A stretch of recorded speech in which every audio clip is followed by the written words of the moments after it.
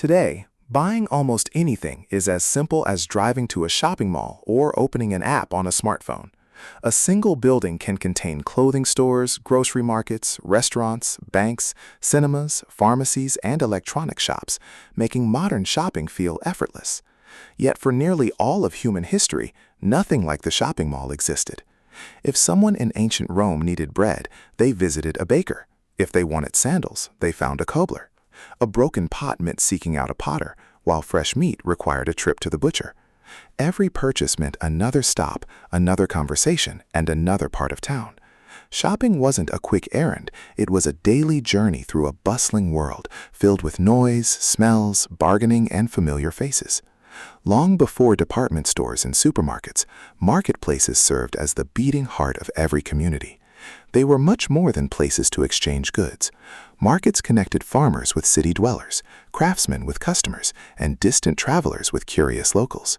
Merchants arrived carrying spices from Asia, silks from China, salt from deserts, amber from northern forests, and exotic goods that many shoppers had never seen before. Buying everyday necessities often meant hearing stories from distant lands, exchanging local gossip, or learning about events unfolding hundreds of miles away. Shopping and social life were inseparable. Of course, shopping was far from convenient. There were no price tags, no shopping carts, and certainly no air-conditioned aisles. Nearly every purchase involved bargaining. Quality varied dramatically. Counterfeit goods were common, and buyers relied heavily on reputation and trust. Many markets operated only on certain days of the week, while seasonal weather could determine whether fresh food was plentiful or painfully scarce. A poor harvest or blocked trade route could leave shelves, if there had been shelves, completely empty. In this documentary, we'll travel across thousands of years to discover how people bought everything before shopping malls ever existed. From ancient bazaars and medieval market squares to traveling peddlers, guild shops, fairs, and the first covered arcades, we'll uncover the surprisingly complex world of shopping before the modern retail experience transformed everyday life. The earliest shopping centers weren't buildings at all. They were simply open spaces where people gathered to exchange goods. Thousands of years before coins or permanent stores existed, farmers, hunters, fishermen, and craftsmen met at crossroads, riverbanks, village squares, and temple grounds to barter what they had for what they needed. One family might trade grain for pottery. Another might exchange animal hides for stone tools, while fishermen swapped their daily catch for vegetables or woven baskets. These humble gatherings laid the foundation for every marketplace that followed. As civilizations grew larger, trade became increasingly organized. In Mesopotamia, some of the world's earliest cities developed dedicated market districts where merchants sold food, textiles, tools, and luxury items. Ancient Egypt relied on busy markets along the Nile, where boats carried cargo from distant villages to crowded urban centers.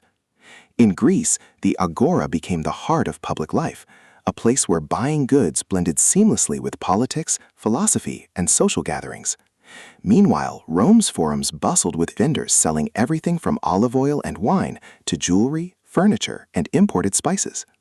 Although each civilization looked different, they all understood that concentrated marketplaces encouraged commerce and strengthened their economies. Unlike today's shoppers, ancient customers rarely expected fixed prices. Negotiation was an essential skill. Buyers carefully inspected products, questioned merchants about their origins, and haggled over every transaction. Experienced shoppers learned which vendors offered honest measurements, fresh produce, or superior craftsmanship. Trust was valuable currency, and merchants who cheated customers often found themselves losing business as word spread quickly through tightly connected communities. Markets also connected distant parts of the ancient world. Camel caravans crossed deserts carrying incense and silk. Merchant ships sailed across the Mediterranean loaded with wine, glassware, metals, and grain. Goods that traveled thousands of miles often became symbols of wealth and prestige, allowing ordinary market stalls to display products from lands their customers would never visit. Every marketplace became a small window into a much larger world.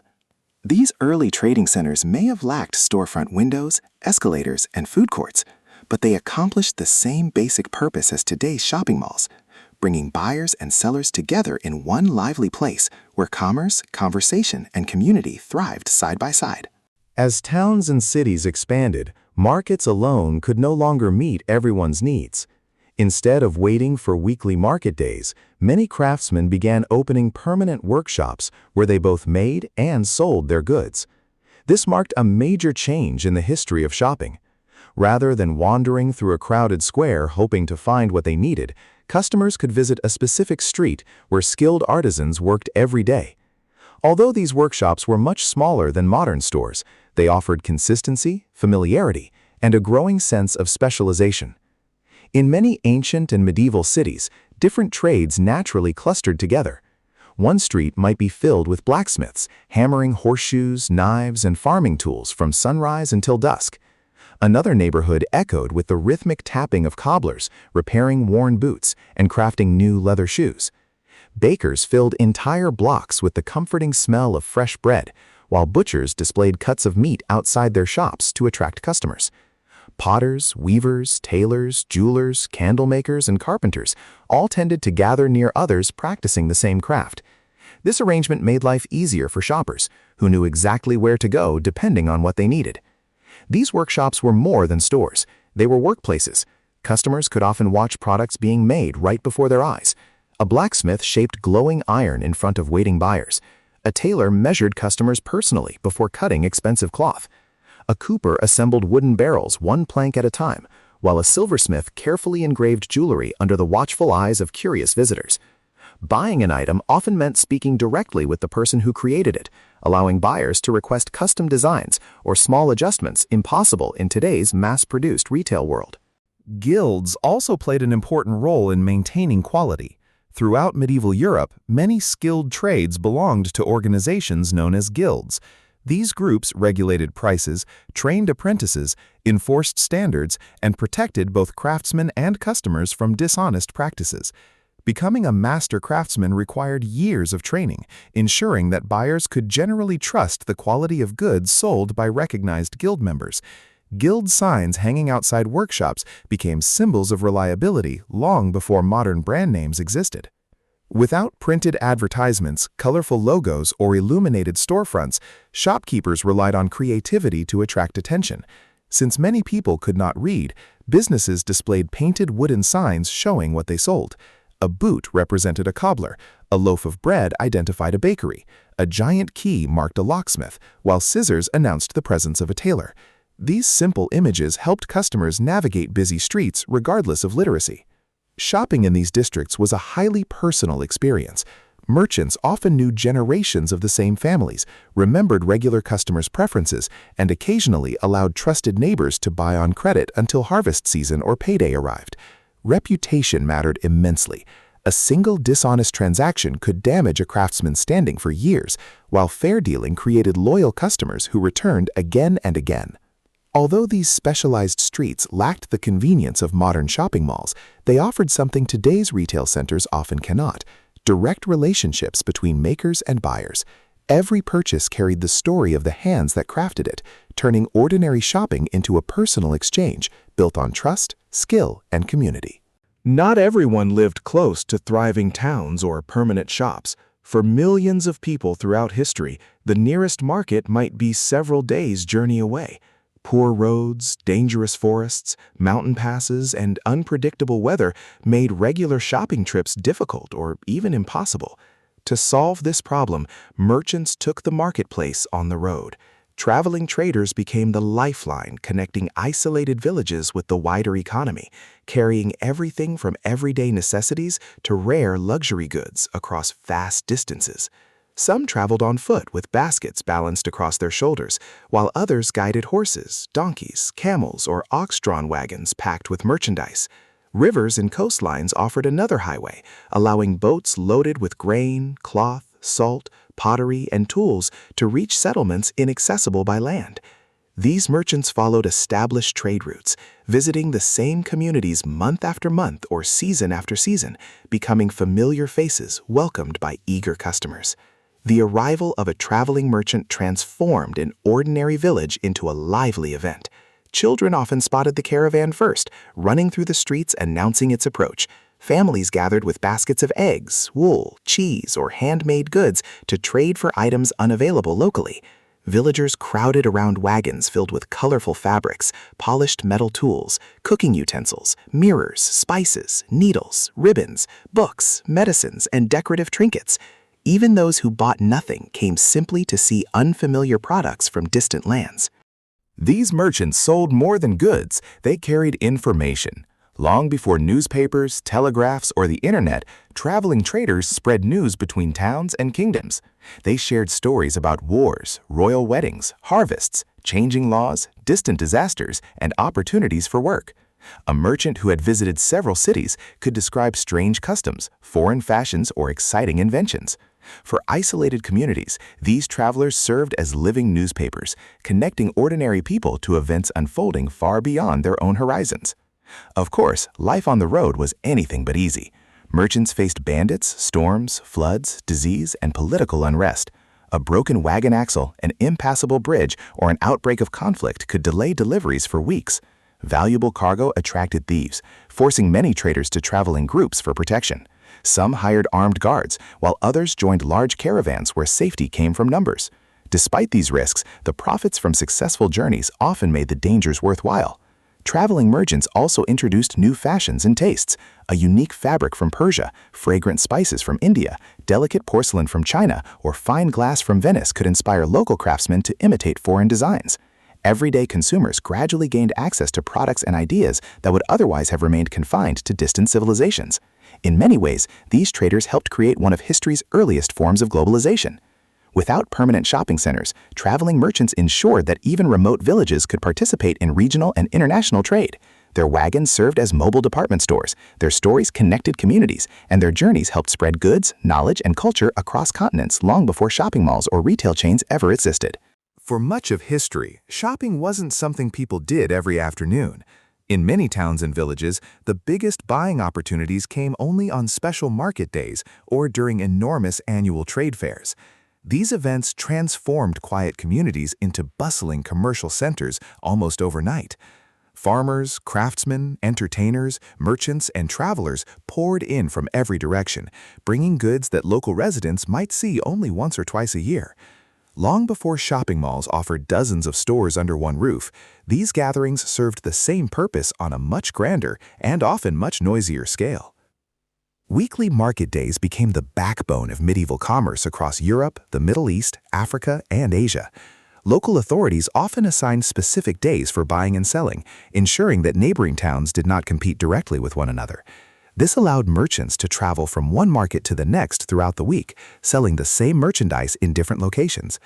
Before sunrise, carts loaded with vegetables, fruit, grain, livestock, pottery, cloth, tools, and household goods rolled into town squares. By mid-morning, the streets overflowed with buyers examining products, comparing prices, and negotiating deals.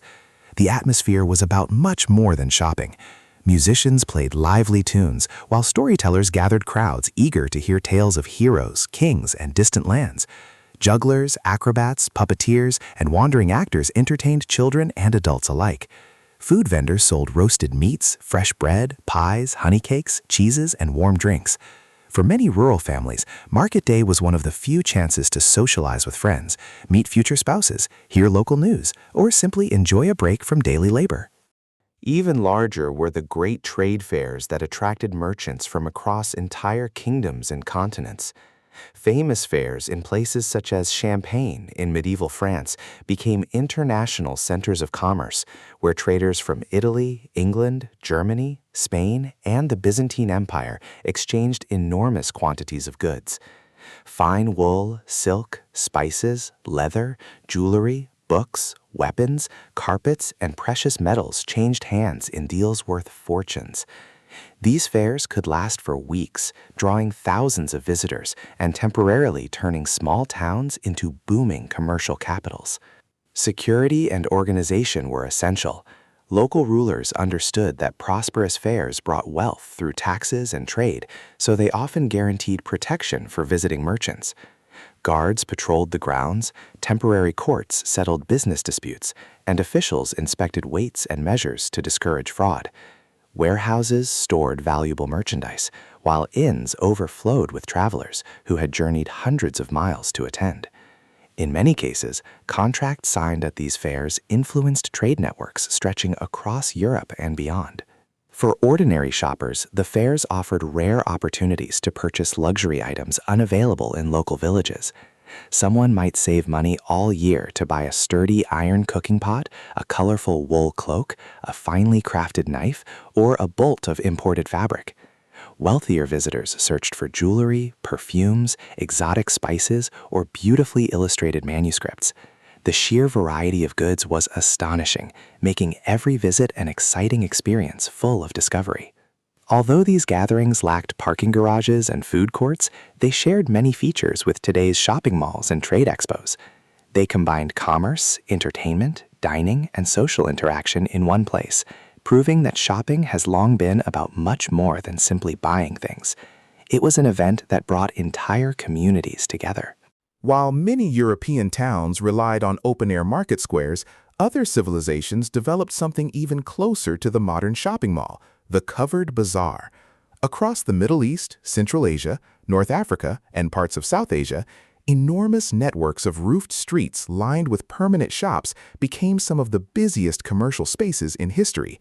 These sprawling marketplaces offered shade from scorching sun, shelter from rain, and a remarkable concentration of merchants selling nearly every product imaginable.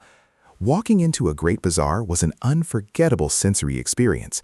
Narrow passageways stretched in every direction beneath vaulted roofs, crowded with customers weaving between merchants calling out their best offers. The air carried the rich aromas of cinnamon, saffron, cloves, coffee, incense, leather, and freshly baked bread. Brightly colored carpets hung from walls, polished copper reflected the light, jewelers displayed glittering gemstones, and stacks of folded silk filled shop windows with vibrant colors. Every turn revealed another specialized section devoted to a particular trade.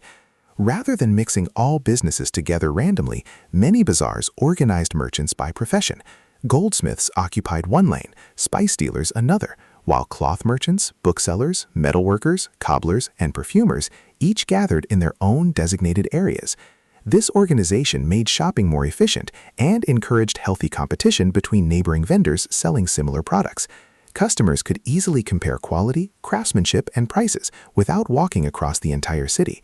These markets served people from every level of society. Ordinary families visited to purchase bread, vegetables, cooking oil, lamps, soap, and household tools. Wealthy nobles shopped for luxurious fabrics, handcrafted jewelry, rare perfumes, expensive weapons, and imported porcelain. Foreign merchants arrived seeking valuable commodities to transport across continents. In many cases, a single bazaar connected trade routes reaching from China and India to Africa and Europe, allowing goods from distant civilizations to appear side by side in the same marketplace. Bargaining remained an essential part of the experience. Prices were rarely fixed, and successful shoppers developed impressive negotiating skills. Conversations often began with tea or coffee before business even started. Merchants understood that building friendly relationships encouraged repeat customers, so patience, humor, and hospitality became valuable business tools.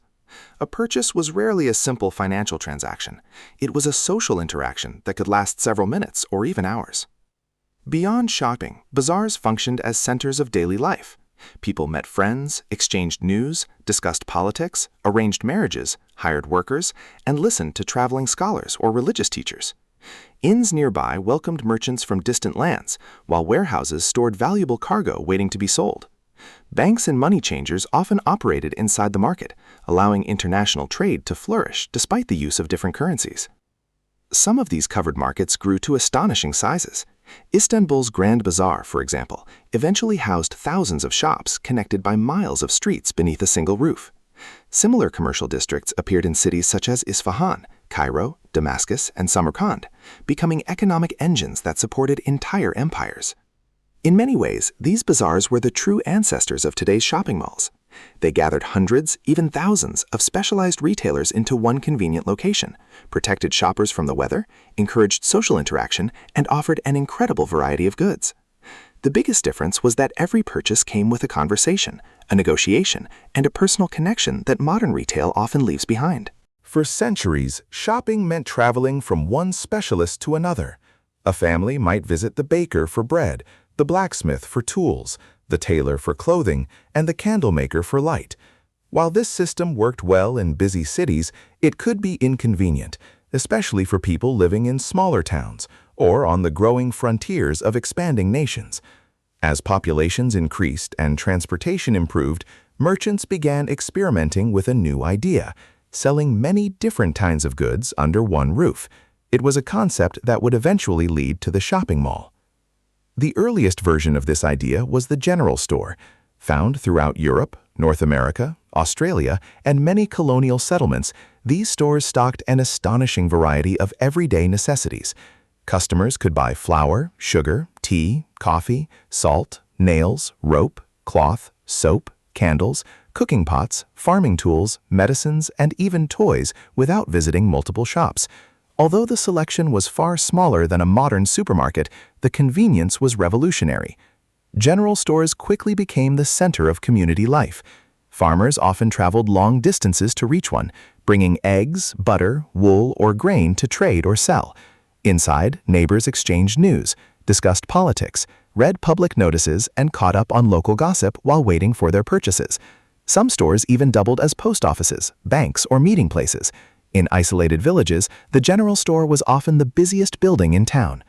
Unlike today's self-service shopping, customers rarely wandered the aisles filling baskets themselves. Instead, they handed a shopping list to the shopkeeper, who carefully measured flour from large barrels, cut cheese from giant wheels, scooped sugar into paper bags, or poured lamp oil into containers brought from home. Every order required skill and patience, and experienced shopkeepers often knew exactly what each family needed before they even asked. The 19th century brought another dramatic transformation with the rise of department stores. As cities expanded during the Industrial Revolution, entrepreneurs realized they could organize dozens of different product categories inside one enormous building. Instead of separate businesses scattered throughout town, clothing, furniture, books, cosmetics, toys, kitchenware, and household goods could all be purchased in a single visit. These early department stores introduced shopping experiences that seem familiar today. Large glass display windows encouraged people to stop and admire merchandise before entering. Clearly organized departments helped customers find what they wanted. Fixed prices gradually replaced endless bargaining, allowing shoppers to browse without negotiating every purchase. Some stores even introduced elevators, elegant staircases, tea rooms, and seasonal displays that turned shopping into entertainment rather than simply a necessity. Perhaps most importantly, department stores welcomed customers who wanted to browse without buying immediately. In earlier centuries, entering a shop often implied serious intent to purchase. Department stores encouraged leisurely visits, allowing people to compare products, dream about future purchases, and enjoy the experience itself. Shopping was becoming a form of recreation. These innovations laid the foundation for modern retail. By bringing countless products together inside one building, early department stores changed consumer expectations forever. While they were not yet shopping malls, they proved that convenience, variety, and an enjoyable atmosphere could attract enormous numbers of customers. The age of one-stop shopping had begun. By the middle of the 20th century, cities were changing rapidly. After World War II, millions of families moved away from crowded urban centers into growing suburbs. New neighborhoods stretched farther from traditional downtown shopping districts, and the widespread popularity of automobiles transformed how people traveled. Merchants faced a new challenge. How could they serve customers who no longer lived within walking distance of busy city streets? The answer would completely reshape the shopping experience. Rather than building stores along crowded downtown roads, developers imagined enormous retail centers surrounded by vast parking lots, where families could drive, park easily, and complete all their shopping in one location. Instead of walking through busy streets exposed to rain, snow, or summer heat, shoppers could move comfortably between stores in enclosed, climate-controlled buildings. This revolutionary concept became the modern shopping mall. One of the most influential pioneers was Austrian-born architect Victor Gruen, who believed shopping centers should become the new heart of suburban communities. His designs included not only retail stores, but also gardens, fountains, benches, restaurants, and gathering spaces where families could spend entire afternoons. In his vision, the mall was meant to replace the traditional town square by bringing commerce and community together once again. Early malls attracted major department stores that served as anchor tenants, drawing customers into the complex. Around these anchors clustered dozens of smaller specialty shops, selling clothing, jewelry, books, shoes, electronics, gifts, cosmetics, and countless other products. Food courts eventually provided meals without leaving the building, while movie theaters, arcades, and seasonal attractions encouraged visitors to stay even longer. Shopping became only one part of a much larger entertainment experience. The convenience was unlike anything previous generations had known. Families could buy groceries, new clothes, birthday gifts, school supplies, and household items in a single trip. Parents appreciated safe indoor walkways where children could accompany them regardless of the weather. Teenagers adopted malls as popular social gathering places, meeting friends, watching movies, eating together, and exploring the newest fashions. During holidays, malls transformed with elaborate decorations, live performances, and visits from Santa Claus, making them destinations rather than merely retail centers. Shopping malls also changed the relationship between businesses and customers. Bright advertising, colorful storefront displays, background music, and carefully designed layouts encouraged visitors to browse longer and make spontaneous purchases. Escalators, elevators, comfortable seating areas, and indoor landscaping created an atmosphere intended to be relaxing and enjoyable. Every detail was carefully planned to keep people exploring. For several decades, shopping malls represented the future of retail. Across North America, Europe, Asia, and many other parts of the world, thousands were constructed, becoming symbols of modern life and economic prosperity. Yet history would continue to evolve. By the late 20th and early 21st centuries, new technologies, including online shopping, began changing consumer habits once again, proving that the way people buy everyday goods is constantly adapting. The shopping mall did not replace history. It became another chapter in humanity's long search for easier, faster, and more enjoyable ways to connect buyers with sellers. From ancient market squares to bustling bazaars, from traveling merchants to department stores, every generation built upon the ideas of those who came before. Just as shopping malls once transformed the way people bought everyday goods, the internet introduced another revolution that few could have imagined only a generation earlier. For thousands of years, shopping required traveling to a physical location, whether it was a village market, a medieval bazaar, a general store, or a sprawling suburban mall. Suddenly, customers could browse thousands of products without leaving home. The marketplace had moved from streets and buildings to computer screens and smartphones. The first online stores of the 1990s offered only a limited selection of products, and many people were hesitant to trust a website with their money. Slow internet connections, concerns about fraud, and unfamiliar technology kept online shopping relatively small at first. But improvements in secure payment systems, faster delivery services, and expanding internet access gradually changed public opinion. By the early 21st century, buying books, clothing, electronics, furniture, groceries, and even automobiles online had become increasingly common. This new form of shopping offered conveniences that previous generations could hardly imagine. Customers could compare prices from dozens of retailers within minutes, read reviews from other buyers, search for rare items unavailable in local stores, and have purchases delivered directly to their front door. Instead of carrying heavy bags across parking lots, shoppers simply waited for delivery trucks to arrive. For people living in remote communities, online shopping opened access to products that had once required long journeys to distant cities. The rapid growth of e-commerce also transformed businesses. Some traditional stores adapted by creating websites alongside their physical locations, allowing customers to shop both in person and online. Others struggled to compete with companies that operated enormous warehouses instead of expensive front stores. As online sales increased, many shopping malls experienced declining visitor numbers, leading some once bustling centers to close or reinvent themselves with restaurants, fitness centers, medical offices, entertainment venues, and community spaces rather than relying solely on retail stores. Yet despite its convenience, online shopping lacks many experiences that defined commerce throughout history. There is no opportunity to smell fresh bread before buying it, examine handcrafted pottery with your own hands, or bargain face-to-face with a merchant. The lively conversations, chance meetings, street performers, and bustling atmosphere that characterized ancient markets and traditional bazaars cannot be fully recreated through a digital screen. Shopping has become faster, but often less personal. Interestingly, many consumers have begun rediscovering the appeal of local farmers markets, artisan fairs, flea markets, and small independent shops. These places offer something the internet cannot easily provide: direct human interaction, locally made products, and the excitement of discovering unexpected treasures.